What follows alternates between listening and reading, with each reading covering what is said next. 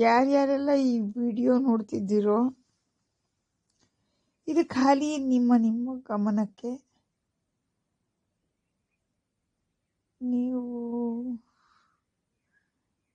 ನಿಮಗೆ ಏನು ಅನ್ಸುತ್ತೋ ಅದನ್ನು ಮಾಡಿ. ನನಗೆ 3 ದಿನದಿಂದ ಕಂಟಿನ್ಯೂಸ್ಲಿ ಅಪಸ್ಮಾರ ಅಂತ ಕನ್ನಡದಲ್ಲಿ ಏನು ಹೇಳ್ತಾರೋ ಅದು ಸೀಜರ್ಸಲ್ಲಿ ನಾನಿದ್ದೀನಿ, ಅಟ್ಯಾಕ್ ಆಗ್ತಾಯಿದೆ ಅದು ನಂದು. ಸೊ ಹಾಗಾಗಿ ನಾನು ಎನಿ ಟೈಮ್ ಸತ್ತೋಗೋ ಚಾನ್ಸ್ ಇರುತ್ತೆ. ನಾನು ಸೂಸೈಡ್ ಅಂತೂ ಮಾಡ್ಕೊಳ್ಳಲ್ಲ, ನಾನು ಸತ್ತೋಗೋ ಚಾನ್ಸ್ ಇರುತ್ತೆ. ಅದಕ್ಕೆಲ್ಲ ಕಾರಣದಾರರು ಯಾರ್ಯಾರು ಅಂದರೆ, ನನ್ನ ಸುತ್ತಲೂ ಇರೋ ನನ್ನ ಕೋರ್ಟಲ್ಲಿ ನನಗೆ ಯಾರ್ಯಾರೆಲ್ಲ ಅಪೋಸಿಟ್ ಇದ್ದಾರೋ, ಅರಕಲಗೂಡು ಮತ್ತು ಹಾಸನ, 2 ಸಿವಿಲ್ ಕೇಸ್ ಮತ್ತು ಕ್ರಿಮಿನಲ್ ಕೇಸ್ 2. ಸಿವಿಲ್ ಕೇಸಲ್ಲಿ ಇರೋ ಜನ ಎಲ್ಲ ನನ್ನ ಸ್ವಂತ ಒಡ ಹುಟ್ಟಿದವರು. ಅವರುಗಳು ನನಗೆ ಕೊಟ್ಟಿರೋ ನರಕದಿಂದ ಆಮೇಲೆ ಇಲ್ಲಿ ನನಗೆ ಅರಕಲಗೂಡಲ್ಲಿ ಮತ್ತು ಹಾಸನದಲ್ಲಿ ಎಲ್ಲ ಈ ಪ್ರಾಸಿಕ್ಯೂಟರ್ಗಳು, ಪೊಲೀಸರುಗಳು ಮತ್ತು ಜುಡಿಷಿಯಲ್ ಆಫೀಸರ್ಗಳು ಇವರು ಮಾಡಿರೋ ಅನ್ಯಾಯದಿಂದ ಮತ್ತು ಇಷ್ಟೊಂದು ವರ್ಷಗಳಂದರೆ 2008ರಿಂದ ಶುರುವಾಗಿ ಇಲ್ಲಿ ತನಕ ಇನ್ನು ಮುಂದಕ್ಕೆ ಹೇಳ್ಕೊಂಡು ಹೋಗೋ ದುರ್ಬುದ್ಧಿ ಇರುವಂಥ ಪೊಲೀಸ್ ಆಫೀಸರ್ಗಳು ನನ್ನ ಮೇಲ್ಗಡೆ ಸುಳ್ಳು ಕೇಸ್ ಫೈಲ್ ಮಾಡಿ ನಮಗೆ ನರಕ ಕೊಟ್ಟ ಪೊಲೀಸ್ ಆಫೀಸರ್ಗಳು ನನಗಷ್ಟೇ ಅಲ್ಲ ಅಂತ ಅದಕ್ಕೆ ನಮ್ಮ ಅಪ್ಪನ ಹೆಸರನ್ನು ಸೇರಿಸ್ಬಿಟ್ಟು, ಸತ್ತೋಗಿದೆ ನಮ್ಮಪ್ಪ ಅಂದ್ರೂ ಬದುಕಿದ್ದಾಗ ನಮ್ಮ ಅಪ್ಪನ ಹೆಸರನ್ನು ಸೇರಿಸ್ಬಿಟ್ಟು ನಮ್ಮ ಅಪ್ಪನಿಗೆ ಕೋರ್ಟ್ ಸುತ್ತು ಅಂತ ನರಕ ಕೊಟ್ಟ ಹಾಳು ಪೊಲೀಸ್ ಆಫೀಸರ್ಗಳು. ಇವರಿಗೆಲ್ಲ ಇದರಿಂದ ಏನು ಸಿಕ್ತು ಖುಷಿ ಗೊತ್ತಿಲ್ಲ, ಆದರೆ ನನಗೆ ಮಾತ್ರ ಅಲ್ಲಿ ಕೋರ್ಟಲ್ಲಿ ಈಗ 3 ದಿನದ ಹಿಂದಗಡೆ ತಾರೀಖು ಯಾವುದಪ್ಪ ಅಂದರೆ 5ನೇ ತಾರೀಕು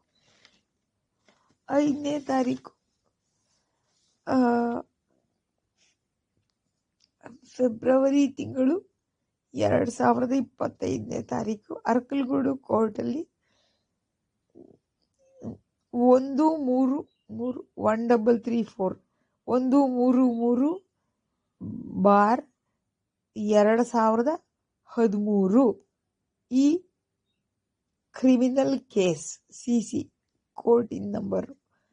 ಅದರೊಳಗಡೆ ನಾನು ಕಂಪ್ಲೇಂಟ್ ಆಗಿದ್ದು, ಅದರೊಳಗಡೆ ನನ್ನ ಮೇಲ್ಗಡೆ ಇದಕ್ಕೇನು ಹೇಳ್ತಾರೆ, ಅಟೆಂಪ್ಟ್ ಟು ಮರ್ಡರ್ಗೆ ಏನು ಹೇಳ್ತಾರೆ, ಅದು ಸಾಯಿಸೋಕ್ಕೆ ಪ್ರಯತ್ನ ಪಟ್ಟ ಕ್ರೈಮ್ ಕೆಳಗಡೆ ಏನೇನು ಅಡ್ಡಾದಿಡ್ಡಿ ಇನ್ವೆಸ್ಟಿಗೇಷನ್ ಮಾಡಿ ದಲ್ದಲೆ ಅಂದರೆ ಬಿದೋಗ್ಬೇಕು ಕೇಸು ಆ ಥರ ಮಾಡಿದ್ದಲ್ದಲೆ ನಮ್ಮ ಮೇಲ್ಗಡೆ ನನ್ನ ಮತ್ತು ನಮ್ಮ ಅಪ್ಪನ ಮೇಲ್ಗಡೆ ಸುಳ್ಳು ಕೇಸು ಫೈಲ್ ಮಾಡಿ ಕೇಸ್ ಎನ್ಕೌಂಟ್ರು ಇದೆಲ್ಲ ಮಾಡಿಕೊಂಡು ಅಷ್ಟೇ ಸಾಲದಂತ ನನಗೆ ಮೂಲಭೂತ ಸೌಕರ್ಯಗಳನ್ನು ಕೊಡ್ದಲೆ 2 ತಿಂಗಳು 3 ತಿಂಗಳು ತನಕ ಎಲ್ಲ ಯಾವುದು ನೀರು, ದಾರಿ, ಆಮೇಲೆ ಎಲೆಕ್ಟ್ರಿಸಿಟಿ, ಪವರ್ ಸಪ್ಲೈ ಇದನ್ನು ಕೊಡ್ದಲೆ ಗೊತ್ತಿದ್ದು ಯಾವ್ಯಾವ ದೊಡ್ಡ ಆಫೀಸರ್ಗಳು, ಪೊಲೀಸ್ ಆಫೀಸರ್ಗಳು,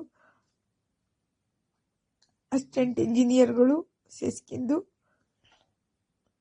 ಚೀಫ್ ಇಂಜಿನಿಯರ್ಗಳು ಸೇಸ್ಕಿಂದು ಎಷ್ಟು ಒಳ್ಳೆಯವರಂತ ನಾನು ತಿಳಿದಿದ್ದೆ ಅಂತಂತಾರಲ್ಲ, ಗೊತ್ತಿದ್ದು ಈ ತಾಲೂಕ್ ಪಂಚಾಯಿತಿ ಆಫೀಸರ್ಗಳು ಗಿರಿಧರ್ ಎಸ್ಪೆಷಲಿ ಅವ್ರು ಹಿಂದಿದ್ದವರು, ಅವ್ರು ಮುಂದೆ ಬಂದವರು, ಅವ್ರಿಗೆಲ್ಲ ಆ ತಾಲೂಕು ಆಫೀಸಲ್ಲಿ ಕೂತ್ಕೊಂಡ ತಹಸೀಲ್ದಾರ್ಗಳು, ಹಾಸನ DC ಆಫೀಸಲ್ಲಿ ಕೂತ್ಕೊಂಡ DC ಗಳು, ಹಾಸನದ SP ಆಫೀಸಲ್ಲಿ ಕೂತ್ಕೊಂಡ SP ಆಫೀಸರ್ಗಳು, ಶರತ್ಚಂದ್ರನ ಕಾಲದಿಂದ, ಶರತ್ಚಂದ್ರ ಅಂತ ಯಾರಿದ್ರು ಹಳೆ ಕಾಲದಲ್ಲಿ, 2008 ಇನ್ನೂ ಹಳೇದನ್ಸುತ್ತೆ, ಆ ಕಾಲದಿಂದ ಇದ್ದ ಎಲ್ಲ ಆಫೀಸರ್ಗಳು. ಅದರೊಳಗಡೆ ಎಲ್ಲೋ ಒಂದಿಬ್ರು ಒಳ್ಳೆಯವರು ಇದ್ರೆ ಹೊರತು ಬಾಕಿ ಜನಗಳೆಲ್ಲ ಹಿಂಗೇನೆ ಇರ್ರೆಸ್ಪಾನ್ಸಿಬಿಲಿಟಿ ಮಾಡಿಕೊಂಡು ನಾಳೆ ನಾಳೆ ನಾಳೆ ನಾಳೆ ಅಂತ ತೊಳ್ಕೊಂಡು ಎಲ್ಲರೂ ಒಟ್ಟಿಗೆ ನನಗೆ ಕೊಟ್ಟಿದ್ದಾರೆ ಕಾಟ. ಹಾಗಾಗಿ ತಲೆಗೆ ಹೊಡೆದು ನನಗೆ ಈ ಕಾಯಿಲೆ, ದರಿದ್ರ ಕಾಯಿಲೆ, ಈಗ ನಡೆಯೋಕ್ಕಾಗ್ತಿಲ್ಲ ನನಗೆ. ಹಾಗಾಗಿ ಊಟ ಮಾಡಿಲ್ಲ, ನಾನು ತಿಂದಿಲ್ಲ. ಮಾತ್ರೆ ಒಂದು ಖಾಲಿ ಹೋಟೆಲ್ ಇಲ್ಲೇ ಪಕ್ಕದಲ್ಲಿದೆ, ಹಾಸಿಗೆ ಮೇಲೆ ಅಂತ ನುಗ್ತಾ ಇದ್ದೀನಿ ಅಷ್ಟೇ. ನನ್ನ ಜಮೀನು ಇಲ್ಲಿ ಏನಿದ್ದೀನಿ ನಾನು 68/5 ಅಂತ ಏನು ರೆಕಾರ್ಡಲ್ಲಿದೆ ಈಗ ಕರೆಂಟ್ಲಿ, ಹೆಬ್ಬಾಲೆ ಸರ್ವೆ ನಂಬರ್. ಆ ಜಾಗದಲ್ಲಿ ಏನೂ ಇಲ್ಲ, ಬ್ಯಾರನ್ ಲ್ಯಾಂಡ್ ಅಂತಾರಲ್ಲ ಹಂಗೆ ಇಂಗ್ಲೀಷಲ್ಲಿ. ಹಾಳು ಬಿದ್ದ ಜಮೀನು.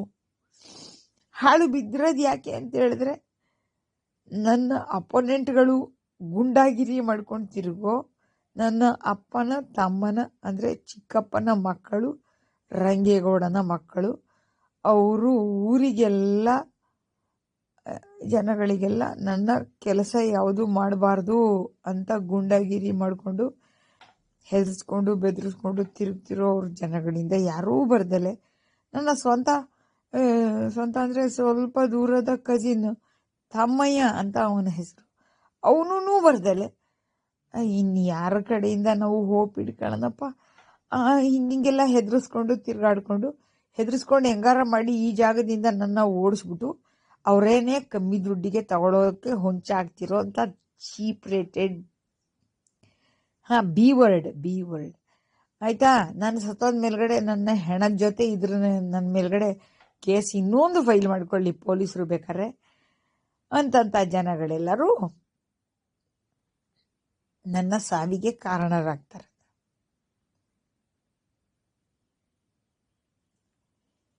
ಇದಿಷ್ಟನ್ನ ಹೇಳೋದಲ್ದಲೆ ನಾನು ಹೇಳೋದು, ನಾನು ಏನಾದ್ರು ಸತ್ತು ಹೋದ್ರೆ ಇದೇ ಥರ ನನಗೆ ಸೀಜರ್ಸ್ ಅಂತ ಹೇಳಿದ್ರೆ ಅಪಸ್ಮಾರದ ಅಟ್ಯಾಕ್ ಕಂಟಿನ್ಯೂ ಆಗಿ ನನ್ನ ಹೆಣನ ನನ್ನ ಮಗನ್ನ ಬಿಟ್ಟು ಬೇರೆ ಇನ್ಯಾರೂ ನೋಡಕ್ಕೆ ಕೊಡುದು.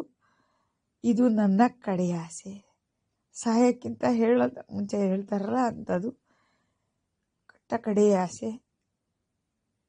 ನನ್ನ ಪಕ್ಕದಲ್ಲಿ, ಮನೆ ಪಕ್ಕದಲ್ಲಿ, ಈಗ ನಾನು ಮಾತಾಡ್ತಿದ್ದೀನಿ, ಇಲ್ಲಿ ಕಿಟಕಿ ಕಾಣಿಸ್ತಿದೆಯಲ್ಲ, ಈ ಕಿಟಕಿ ಪಕ್ಕದಲ್ಲಿ ಇರೋ ಒಂದು ಗುಂಡಿ ನಾನು ತೆಗ್ಸಿದ್ದೆ ನನ್ನ ಎಮ್ಮೆ ದನಗಳಿಗೆ ನೀರಿಗೆ ಅಂತ. ಅದೇ ಗುಂಡಿಯನ್ನೇ ಸ್ವಲ್ಪ ಎಕ್ಸ್ಪ್ಯಾಂಡ್ ಮಾಡಿ ಅದನ್ನೇ ಮುಚ್ಚಾಕಿದ್ರೆ ಆಗತ್ತೆ. ಅದಕ್ಕೆ JCB ಕರೆಸೋದು ಬೇಕಾಗಿಲ್ಲ. ನನ್ನನ್ನು ಅದೇ ಜಾಗದಲ್ಲಿ ಮಣ್ಣು ಮಾಡಬೇಕು, ನನ್ನ ಮಗನೇ ಮಾಡಬೇಕು. ನನ್ನ ಮಗನ ಬಿಟ್ಟರೆ ಇನ್ಯಾರೂ ಬರೋಕ್ಕೂಡ್ದು. ಅವನಿಗೆ ನನ್ನ ಮೇಲ್ಗಡೆ ಸ್ವಲ್ಪನಾರು ಪ್ರೀತಿ ಅನ್ನೋದಿದ್ರೆ ಅವನು ಮಾಡ್ತಾನೆ, ಇಲ್ಲದೋದ್ರೆ ಬೇರೆ ಜನಗಳನ್ನ ಕರ್ಕೊಂಬರ್ತಾನೆ. ಬೇರೆ ಇನ್ಯಾರ್ಯಾರೆಲ್ಲ ಜನಗಳಿಗೆ ನನ್ನ ಮೇಲೆ ಕಾಳಜಿ ಇರೋರು ಜನಗಳು ಯಾರ್ಯಾರಿದ್ದಾರೋ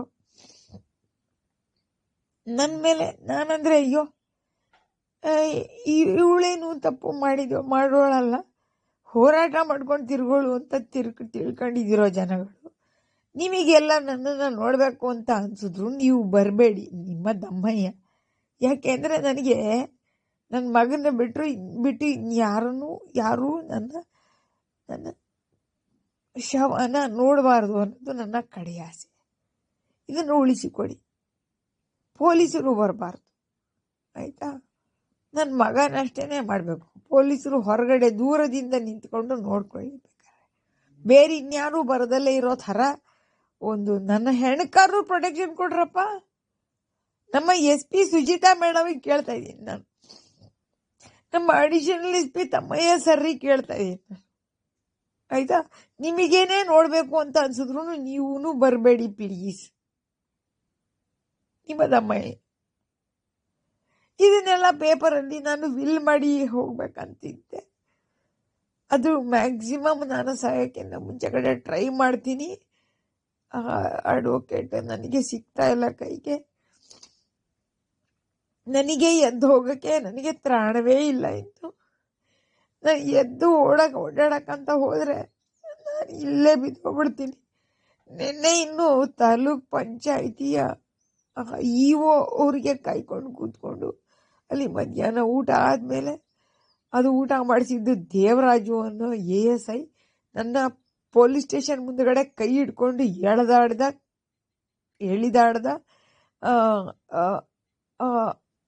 ಏನು ಹೇಳಲಿ, ಕೆಟ್ಟ ಪದ ಇವರಿಗೆ. ನಾನು ಊಟ ಕೊಡಿಸಿದ್ರು ಮಹಾಶಯರು, ಹೇಳ್ಕೊಂಡು ಹೋಗಿ ಕೈ ಹಿಡ್ಕೊಂಡು.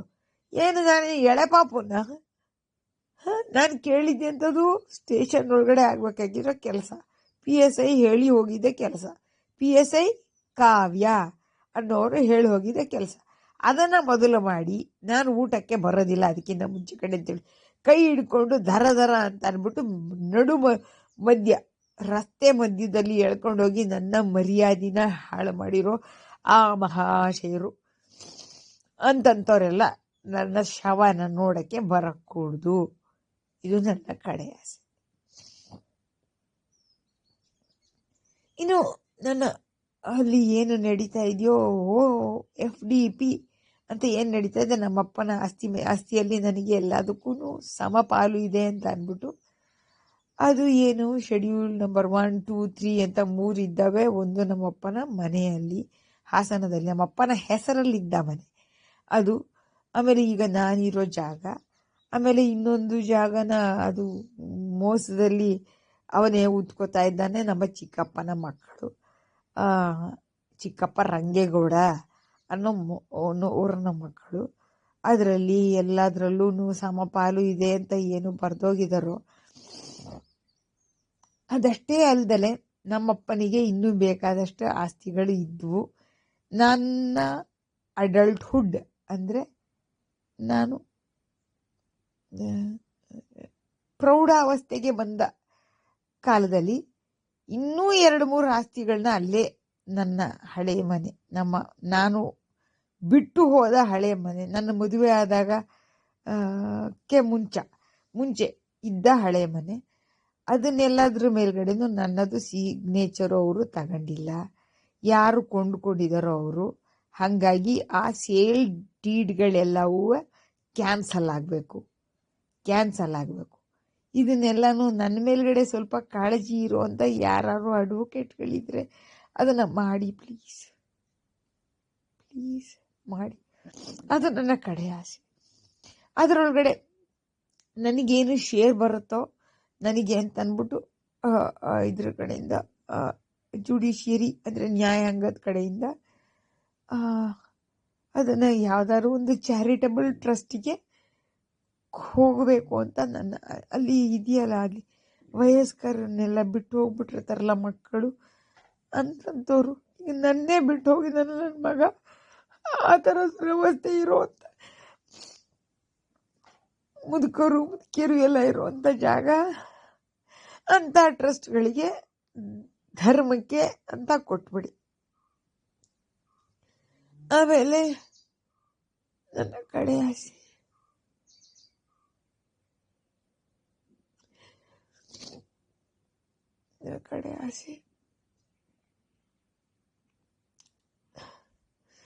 ಅದೇ ಸುಳ್ಳು ಕೇಸು ಫೈಲ್ ಮಾಡಿ ನನ್ನ ಅರೆಸ್ಟ್ ಮಾಡಿ ಅಲ್ಲಿ ಔಷಧ ಕೊಡದಲ್ಲಿ ನನ್ನ ಪರಪ್ಪನ ಅಗ್ರಹಾರಕ್ಕೆಲ್ಲ ಕರ್ಕೊಂಡೋಗಿ 10 ದಿನ ಇಲ್ಲೀಗಲ್ ಕಸ್ಟಡಿಯಲ್ಲಿ ಇಟ್ಕೊಂಡ ಜನಗಳು, ಅವರೆಲ್ಲ ಜೈಲ್ ಅಥಾರಿಟೀಸ್ ಮತ್ತೆ ಅವರೆಲ್ಲ ದೊಡ್ಡ ಮನುಷ್ಯರು. ಚೀಫ್ ಸೂಪರಿಂಟೆಂಡೆಂಟ್ ಆಫ್ ಪೊಲೀಸ್, ಅಲ್ಲಿ ಪೊಲೀಸ್ ಅಲ್ಲ, ಪ್ರಿಸನ್ ಅಥಾರಿಟಿ. ಆ ಮೇಡಮ್ ಹೆಸರು ದಿವ್ಯಾ IPS ಅನ್ಸತ್ತೆ. ಅವ್ರ ಕಡೆಯಿಂದೆಲ್ಲ ನನಗೆ ಲೆಟರ್ ಕರೆಸ್ಪಾಂಡೆನ್ಸು ಇಮೇಲು ಇವೆಲ್ಲ ಮಾಡಿದ್ದಾರೆ. ಓಬಳೇಶಪ್ಪ ಅವ್ರನ್ನ ಕೇಳಿದ್ರೆ ಗೊತ್ತಾಗತ್ತೆ. ಯಾಕಂತ ಹೇಳಿದ್ರೆ ಅವ್ರ ಮೇಲ್ಗಡೆ ಇನ್ವೆಸ್ಟಿಗೇಷನ್ ಮಾಡೋಕ್ಕೆ ಅಂತಲೇ ಅವ್ರನ್ನ ಬರೋರಿದ್ರು ಬರಲೇ ಇಲ್ಲ, ತಪ್ಪಿಸ್ಕೊಂಡು ಓಡೋದ್ರು ಶಿವ ಅಂತ. ಅವರೆಲ್ಲ ನನಗೆ ಎಷ್ಟು ಅಟ್ರಾಸಿಟೀಸ್ ಮಾಡಿದ್ದಾರೆ ಅಂತ ಹೇಳಿದ್ರೆ ಅದನ್ನೆಲ್ಲ ಹ್ಯಾಂಡಲ್ ಯಾರು ಮಾಡಬೇಕು? ಈ ರಾಜಕಾರಣಿಗಳು ಯಾರ್ಯಾರೆಲ್ಲ ಇದ್ದಾರೋ, ಯಾರು ಒಬ್ಬರಾರು ಒಳ್ಳೆಯವರಿದ್ರೆ AT ರಾಮಸ್ವಾಮಿ ಅಂತ ಒಬ್ಬರಿದ್ದಾರೆ. ಅವರು ನನಗೆ ಬಹಳ ಪರಿಚಯದ ಜನ. ಆದರೆ ಅವರೂ ಭಾಳ ಎಲ್ಲ ಪೊಲಿಟಿಷಿಯನ್ಗಳ ಮಾಡೋ ಕೆಲಸ ಎಲ್ಲ ಮಾಡಿ ಹೋಗಿದ್ದಾರೆ. ಆದರೆ ಅವರಿಗೆ ನನ್ನ ಮೇಲೆ ಸ್ವಲ್ಪ ಕಾಳಜಿ ಅನ್ನೋದೇನಾದ್ರು ಇದ್ದರೆ ನೀವು ಇದು ನನ್ನ ಕಡೆ ಆಸೆ ಏನಿದೆ ಅದನ್ನು ಮಾಡಿಕೊಡಿ. ಅವರೆಲ್ಲ ಜೈಲ್ ಅಥಾರಿಟೀಸ್, ಪ್ರಿಸನ್ ಅಥಾರಿಟೀಸ್ ನನ್ನ ಮೇಲ್ಗಡೆ ಮಾಡಿರೋ ಅಟ್ರಾಸಿಟಿಗಳಿಗೆಲ್ಲ ನ್ಯಾಯ ಬೇಕು, ಅದನ್ನು ಮಾಡಿಕೊಡಿ. ಆಮೇಲೆ ನನ್ನ ಅರೆಸ್ಟ್ ಮಾಡಿದ ಮಧು MC ಅನ್ನೋ PSI, ಆ ಎಮ್ಮನ ಮೇಲೆ ತಪ್ಪದೇ ಆ್ಯಕ್ಷನ್ ತಗೊಳ್ಳಿ. ನಮ್ಮ ಗೃಹ ಇಲಾಖೆ ಜನಗಳು ನೋಡ್ರಿ, ಇವರೆಲ್ಲ ಪೊಲಿಟಿಷಿಯನ್ಗಳು. ಇವ್ರಿಗೆಲ್ಲ ಇನ್ಫ್ಲೂಯೆನ್ಸ್ ಮಾಡೋಕ್ಕೆ ನಮ್ಮ AT ರಾಮಸ್ವಾಮಿ ಅವ್ರಿಗೂ ಆಗುತ್ತೋ ಇಲ್ವೋ ಅನ್ನೋ ದುರವಸ್ಥೆಯಲ್ಲಿ ನಾನಿದ್ದೀನಿ. ಅಂಥದ್ರಲ್ಲಿ ಯಾರು ಮಾಡ್ತಾರೆ? ಇನ್ಯಾರಿದ್ದಾರೆ? ಇನ್ಯಾರ ಮೇಲೂ ನಮಗೆ ನಂಬಿಕೆನೇ ಇಲ್ಲ. ಅಂಥ ಒಳ್ಳೆ ಪೊಲಿಟಿಷಿಯನ್ಗಳು ಇಲ್ಲೆಲ್ಲೂ ಕಾಣೋಕ್ಕೆ ಇಲ್ಲ. ಇವರೊಬ್ಬರು ಇದ್ರು, ಅವ್ರು ಬಿಟ್ಟರೆ ನಮ್ಮ ಶ್ರೀನಿವಾಸ್ ಕುಪ್ಪೇಶ್ ಅಂತ ಅಂದ್ಬಿಟ್ಟು ಇಲ್ಲಿ 2023ರಲ್ಲಿ ಯಾರಿದ್ರು, 23ರಲ್ಲ ಇನ್ನು ಮುಂಚೆ ಅನಿಸುತ್ತೆ, ಎಲೆಕ್ಷನ್ಗಿಂತ ಮುಂಚೆ ಕಡೆ ಯಾರಿದ್ರು, ಆ ಮಹಾಶಯರ ಮೇಲೆ ನನಗೆ ಒಂದು ಸ್ವಲ್ಪ ನಂಬಿಕೆ ಉಂಟು. ಅವರು ಅಂತಂಥವ್ರೆಲ್ಲ ಮಾಡ್ಬೋದು. ಇವಾಗ ಅವರು ಅಸಿಸ್ಟೆಂಟ್ ಕಮಿಷನರ್ ಅಂತ ಎಲ್ಲ ಯಾವ ಜಾಗದಲ್ಲೂ ಗೊತ್ತಿಲ್ಲ. ಮೊನ್ನೆ ಮಾತಾಡಿದರು ಫೋನಲ್ಲಿ ನನಗೆ. ಆ PSI ಕಾವ್ಯ ಯಾರಿದ್ದಾರೆ ಕರೆಂಟ್ಲಿ 2025ರಲ್ಲಿ 24-25ರಲ್ಲಿ ಅವ್ರ ಫೋನ್ ಕಡೆಯಿಂದ ಮಾತಾಡಿದ್ರು ಅವ್ರು ನನ್ನ ಜೊತೆ. ಅವ್ರಿಗೆ ಮಾಡೋಕ್ಕಾಗತ್ತೆ,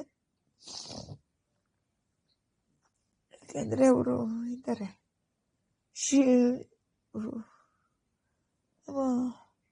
ಬಸವರಾಜು ಅಂತ ಒಬ್ಬರು ಸೀನಿಯರ್ ಸಿವಿಲ್ ಜಡ್ಜ್ ಇದ್ರು ಅಲ್ಲಿ, ಲೀಗಲ್ ಏಡ್ ಹಾಸನ. ಅವ್ರಿಗೆ ಮಾಡೋಕ್ಕಾಗತ್ತೆ. ಯಾಕಂದರೆ ಜುಡಿಷಿಯರಿಯಿಂದ ಏನೇನೆಲ್ಲ ಅಟ್ರಾಸಿಟೀಸ್ ನನಗೆ ಆಗಿದ್ದಾವೆ, ಅದಕ್ಕೆ ಇದನ್ನೆಲ್ಲ ಹೈಕೋರ್ಟಿಗೆ ನಾವು ಬರ್ದಿರೋ ಕಂಪ್ಲೇಂಟ್ಗಳೇನಿದ್ದಾವೆ ಅದನ್ನೆಲ್ಲ ಫಾಲೋ ಅಪ್ ಅವ್ರಿಗೆ ಮಾಡೋಕ್ಕಾಗತ್ತೆ. ಆಮೇಲೆ ವಿಜಯ್ ಕುಮಾರ್ ರೈ ಅಂತ ಯಾರು ಇಲ್ಲಿದ್ದರು ಹಾಸನದಲ್ಲಿ ಹಳೆ ಕಾಲದಲ್ಲಿ ಸೀನಿಯರ್ ಸಿವಿಲ್ ಜಡ್ಜ್ ಆಗಿ ಲೀಗಲ್ ಏಡ್ ಸೆಕ್ಷನಲ್ಲಿ ಯಾರಿದ್ರು ಅವ್ರಿಗೆ ಮಾಡೋಕ್ಕಾಗತ್ತೆ. ಜುಡಿಷಿಯರಿ ಈಗ ಸದ್ಯಕ್ಕೆ ಇರುವಂಥ ಚಂಪಾ ಶ್ರೀ ಅನ್ನೋ judicial officer, PO presiding officer PCJ JMMC ಕೋರ್ಟಲ್ಲಿ, ಆ ಮೇಡಮ್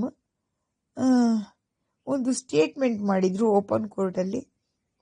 ನಮ್ಮಪ್ಪನ ಸಾವಿನ ಮೇಲೆ 5 ವರ್ಷದ ತನಕ ಡೆತ್ ಸರ್ಟಿಫಿಕೇಟ್ ತಂದು ಕೊಡದಲ್ಲೇ ಬೇಜವಾಬ್ದಾರಿ ಮಾಡಿದ್ದಾರೆ ಪೊಲೀಸರು ನೋಡಿ ಅಂತ ಹೇಳಿದ್ರೆ, ನಾನು ಓಪನ್ ಕೋರ್ಟಲ್ಲಿ ಅವ್ರು ಹೇಳ್ತಾರೆ ಡೆತ್ ಈಸ್ ಇನ್ನೆವಿಟಬಲ್ ಅನ್ನೋ ಒಂದು ಏನು ಹೇಳಲಿ ನಾನು ಇದಕ್ಕೆ ಬೇಜವಾಬ್ದಾರಿಯನ್ನು ಮೀರಿಸಿ ಅಪ್ಪ ಎಷ್ಟು ಲೆವೆಲ್ಲಿಗೆ ಹೋಗ್ಬೋದೋ ಅಷ್ಟು ಮನುಷ್ಯತ್ವ ಇಲ್ದಲೇ ಇರೋದು ಅಂತ ಹೇಳಬೇಕು. ಆ ಥರ ಒಂದು ಸ್ಟೇಟ್ಮೆಂಟನ್ನು ಅವರು ಹೇಳಿದರು ಓಪನ್ ಕೋರ್ಟಲ್ಲಿ. ಅಂದರೆ ಎಲ್ಲರೂ ಸಾಯೋರೇ ಆಗಿದ್ರೆ ಈ ಮೇಡಮ್ ಅವರು ಯಾಕೆ ಕೂತಾರೆ ಅಲ್ಲಿ ಅಲ್ವಾ? Common sense. ಇವತ್ತಿನ್ನು ಹುಟ್ಟಿದ್ದು ಯಾವ್ದಾರ ಒಂದು ಮಗು ಅಂತ ತಿಳ್ಕೊಳ್ಳಿ, ಅದ್ರ ಕುತ್ಕೇಯಿಸ್ಬಿಟ್ಟು ಯಾರು ಸಾಯಿಸ್ಬಿಟ್ರು ಅಂತ ತಿಳ್ಕೊಳ್ಳಿ.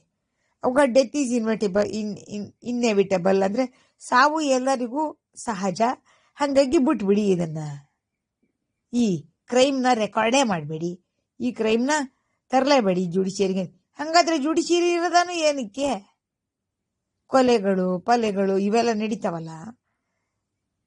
ಡೆತ್ ಈಸ್ ಇನ್ನೆವಿಟಬಲ್ ಅಂತ ಇಬ್ರು ಸ್ಟೇಟ್ಮೆಂಟ್ ಕೊಟ್ಟಾರಲ್ಲ ನಮಗೆ. ಬೇಕು ಅಂತಲೇ ಕ್ಯಾಮರಾ ಇನ್ಸ್ಟಾಲ್ ಮಾಡಿ ಅಂತ ಬಿಟ್ಟು ಕ್ಯಾಮರಾ ಕಂಪ್ಲೀಟ್ ಕ್ಯಾಮರಾ ಅಂತ ಹೇಳಿದ್ರೆ CCTV ಕ್ಯಾಮರಾ ಕಂಪ್ಲೀಟ್ ಕೊಟ್ಟಿದ್ರು ಎಷ್ಟೊಂದು ಜನ ಪಿ ಒಗಳು ಬಂದು ಹೋದವ್ರು ಇಲ್ಲಿಗೆ ಬೇಕು ಬೇಕು ಅಂತಲೇ. ಈಗ ಮೊನ್ನೆ ನಾನು ತಾರೀಕು ಹೇಳಿದ್ನಲ್ಲ, 5ನೇ ತಾರೀಕು, ಅಲ್ಲಿ ಅವತ್ತೂ ಅಷ್ಟೇ ಮಾಡ್ಬೋದಾಗಿತ್ತು. ಎಲ್ಲ ಕ್ಯಾಮರಾಗಳಿದ್ದಾವೆ, ವೈರಿಂಗ್ ಎಲ್ಲ ಮಾಡಿದ್ದಾರೆ. ಅಂದ್ರೂ ಈ ಕೇಸನ್ನು ಮುಗ್ಸಾಕಕ್ಕೆ ಮೋಸದಲ್ಲಿ ಮುಗ್ಸಾಕಕ್ಕೆ ಅದನ್ನ ಆಕ್ಟಿವೇಟೇ ಮಾಡಿಲ್ಲ. ಈಗ ನೋಡ್ರಿ, ಈಗ ನಾನು ಏನು ಹೇಳ್ತಿದ್ದೀನಲ್ಲ, ಸಾಯೋ ಥರ ಈ ಮೆಂಟಾಲಿಟಿ ಆಗೋಗಿದೆ ನನಗೆ.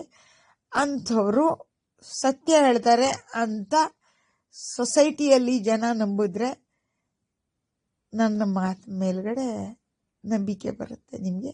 ಇಲ್ಲದೆ ಹೋದರೆ ಎಷ್ಟೊಂದು ಜನ ಅಡ್ವೊಕೇಟ್ಗಳಲ್ಲಿ ಯಾರು ಒಬ್ಬರಾರು ಸರಿ ಒಳ್ಳೆಯವರು ಇದ್ದಿದ್ದಿದ್ರೆ ಆ ಪರ್ಟಿಕ್ಯುಲರ್ ದಿನ ಯಾವತ್ತು ಇವಂಗೆ ಹೇಳಿದ್ರು ಅವರು ಆ ಸತ್ಯನ ದೊಡ್ಡ ಜುಡಿಷಿಯಲ್ ಆಫೀಸರ್ಗಳ ಗಮನಕ್ಕೆ ತರಕ್ಕಾಗತ್ತೆ ಅವರಿಗೆ. ಹೌದು, ಸತ್ಯ ಇವ್ರು ಹಿಂಗೆ ಹೇಳಿದ್ದು ಅಂತ ಅಂದ್ಬಿಟ್ಟು. ಇಲ್ಲ ಅಂದರೆ ಬಿಟ್ಟಾಕ್ರಪ್ಪ, ಏನು ಮಾಡೋಕ್ಕಾಗುತ್ತೆ ಅಲ್ವಾ? ನನ್ನ ಕೈಲಿ ಎಷ್ಟೊತ್ತಾಗತ್ತೆ, ನಾನು ಎಷ್ಟೊತ್ತು ತನಕ ಬದುಕಿರ್ತೀನಿ, ಎಷ್ಟೊತ್ತು ತನಕ ನನಗೆ ಹೋರಾಟ, ನಂದು ಏನುಂಟು ಅದನ್ನು ಮಾಡ್ತೀನಿ. ಬೈ ಚಾನ್ಸ್ ಈಗಿಲ್ಲ 3-4 ದಿನದಿಂದ ನನಗೆ ನಿದ್ದೆ ಬರ್ದಲೆ ನನಗೆ ಎನಿ ಟೈಮ್ ಸೀಜರ್ಸ್ ಕಂಟಿನ್ಯೂ ಆಗ್ತಾ ಇದ್ರೆ ನಾನು ಸತ್ತೋಗೋದು ಗ್ಯಾರಂಟಿ ಇರ್ತೀನಿ. ಯಾಕಂದರೆ ನನ್ನನ್ನು ನೋಡ್ಕೊಳ್ಳೋಕ್ಕೆ ಯಾರೂ ಇಲ್ಲ, ನನಗೆ ಊಟ ತಿಂಡಿಯೂ ಇಲ್ಲ ಅನ್ನೋ ಲೆವೆಲಿಗೆ ಉಂಟು ಇವಾಗ ಸದ್ಯಕ್ಕೆ. ಯಾಕಂದರೆ ನಾನು ಕೆಳಗಡೆ ಇಳಿದ್ರೆ ಹಾಸಿಗೆ ಮೇಲಿಂದ ಸತ್ತೋಗ್ತೀನಿ, ಬಿದ್ದೋಗ್ತೀನಿ. ಎಲ್ಲರೂ ತಲೆ ಬುರುಡೆಗೆ ಮತ್ತೆ ತಿರ್ಗಿ ಏಟು ಬಿದ್ದರೆ ಎಲ್ಲಿಗಾರು ಇಲ್ಲಿಗೆ ಏಟು ಬಿದ್ದರೆ ಟೆಂಪಲ್ಗೆ ಇಮಿಡಿಯೇಟ್ ಸತ್ತೋಗ್ತೀನಿ. ನನ್ನ ನಾಯಿಗಳಿಗೆ ಜೋರಾಗಿ ಬೊಗಳಿ ಹೇಳ್ಬೇಕಷ್ಟೇ ಅಷ್ಟೇ, ಇಲ್ಲಿ ಏನು ಸಮಥಿಂಗ್ ಹ್ಯಾಸ್ ಗಾನ್ ರಾಂಗ್ ಅಂತ. ಆದರೆ ಈ ಹಳ್ಳಿಯಿಂದ ಇರೋ ಎಲ್ಲ ಕಳ್ಳ ಕೆಟ್ಟ ಜನಗಳು ಯಾರು ನನ್ನ ಕಡೆ ಬರಹ ಅಂದರೆ ಹಣನ ನೋಡೋಕ್ಕೆ ಬರೋಂಗಿಲ್ಲ. ಇದು ನನ್ನ ಕಡೆ ಆಸೆ. ಇದನ್ನು ಯಾವುದೇ ಕಾರಣಕ್ಕೂ ನನ್ನ ಮಗ ತಪ್ಪದೇ ನೋಡ್ಕೋಬೇಕು, ಅದು ನನ್ನ ಕಡೆ ಆಸೆ. ಪೊಲೀಸರು ನೋಡக்கூಡದು. ಅವ ಮಾಡೋದಾದರೆ ಅವನೇ ಖುದ್ದು ಮಾಡಬೇಕು. ಹೆಂಗಿದ್ರು ಇಲ್ಲಿ ಒಂದು 5 ಅಡಿ ಸುಮಾರಿಗೆ ಉಂಟು ಗುಂಡಿ, ಇನ್ನು ಚೂರು ತೆಗಿಬೇಕು. ಅವನೇ ತಗೊಬಂದು ಒಂದು ಗುದ್ದಲಿ ತಗೊಬಂದು ಅವನೇನೆ ಕಂಪ್ಲೀಟ್ ಇದನ್ನು ಮಾಡಬೇಕು. ಮುಜಾಕ ಹೋಗೋದು ಶಿವ ಅಂತ ಯಾವ್ದಾರು ಒಂದು ಗಿಡ ನೆಡೋದು ಅದ್ರ ಮೇಲೆ, ಇಷ್ಟೇ ಮಾಡ್ಬೇಕಾಗಿರೋದು, ಇನ್ನೇನು. ಇನ್ನು ಸುತ್ತಮುತ್ತಲು ನನ್ನ ಮನೆಯಲ್ಲಿ ಅಲ್ಲಿ ಇಲ್ಲಿ ಆಸ್ತಿ ಏನೇನು ಸಿಗ್ತದೋ ಇದನ್ನೆಲ್ಲ ಅವನು ಯಾವುದೇ ಕಾರಣಕ್ಕೂ ಇನ್ಯಾವ ಪರದೇಶಿಗಳ ಕೈಗೂ ಹೋಗ್ದಂಗೆ ಅವನೇ ತೊಗೊಂಡು ಹೋಗ್ಬೋದು ಬೇಕಾದ್ರೆ. ಆಮೇಲೆ ಇನ್ನೇನೇನೇನೆಲ್ಲ ನೋಡ್ಕೊಳಕ್ಕಾಗಲ್ಲ. ಅವನಿಗೆಲ್ಲ ಸಿಟಿ ಲೈಫ್ ಅವನಿಗೆ ಬೇಕಿರೋದು. ಇದೆಲ್ಲ ಹಳ್ಳಿ ಪಳ್ಳಿಲೆಲ್ಲ ಇರೋನಲ್ಲ, ಹಾಗಾಗಿ ಈ ಜಾಗದಲ್ಲಿ ಈ ಪ್ರಾಪರ್ಟಿಯಲ್ಲಿ ಅವನಿಗೆ ಶೇರು ಬೇಕಂತ ಆಗಲ್ಲ. ಅದು ಅನಿಸುತ್ತೆ ಈಗಿರೋ ಕಾನೂನಿನ ಪ್ರಕಾರ. ಇದನ್ನು ಕೋರ್ಟಲ್ಲಿ ಕೇಸ್ ಹಾಕಿ ಫೈಟ್ ಮಾಡಿ ಗೆದ್ದಿರೋದು ನಾನು. ಅವ ಯಾವುದೇ ಕಾರಣಕ್ಕೂ ಬಂದಿಲ್ಲ. ಹಾಗಾಗಿ ಈ ಪ್ರಾಪರ್ಟಿ ಏನಿದೆಯಲ್ಲ, ಯಾವುದನ್ನು ಹಂಚಿಕೆ ಮಾಡಿದಾರಲ್ಲ ಕೋರ್ಟಲ್ಲಿ, ಅದು ನನಗೆ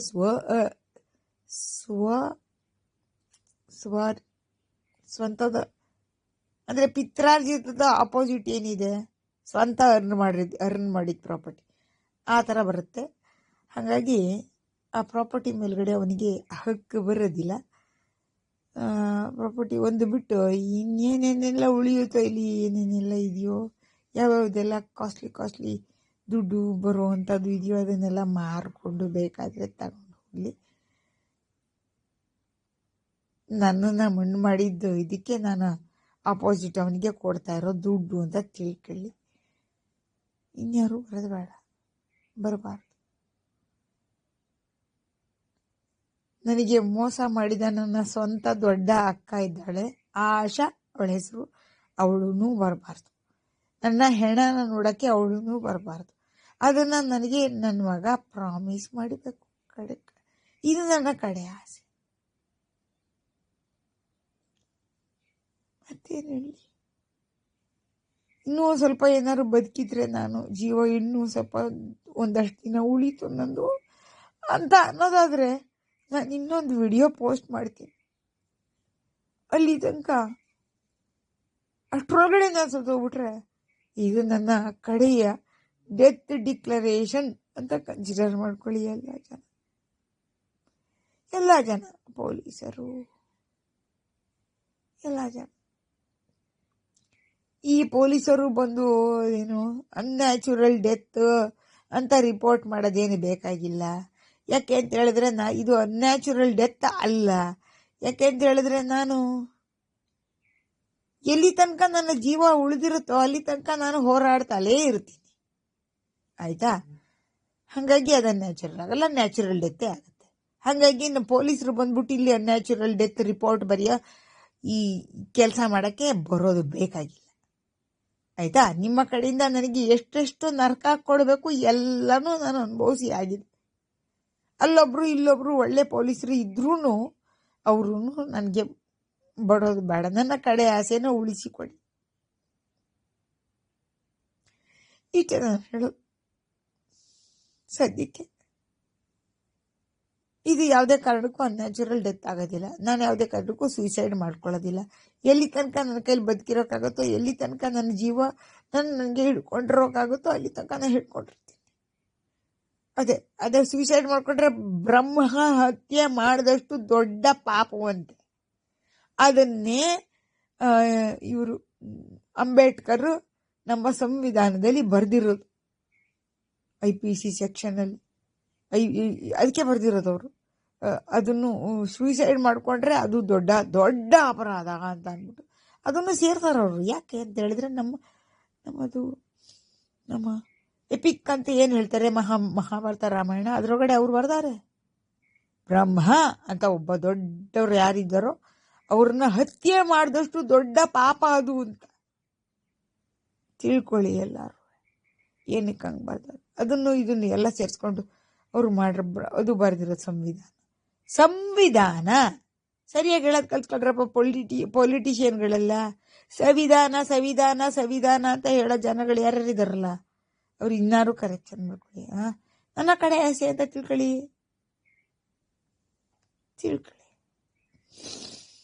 ಸದ್ಯಕ್ಕೆ ನಾನು ಅಷ್ಟೇ ಹೇಳೋದು.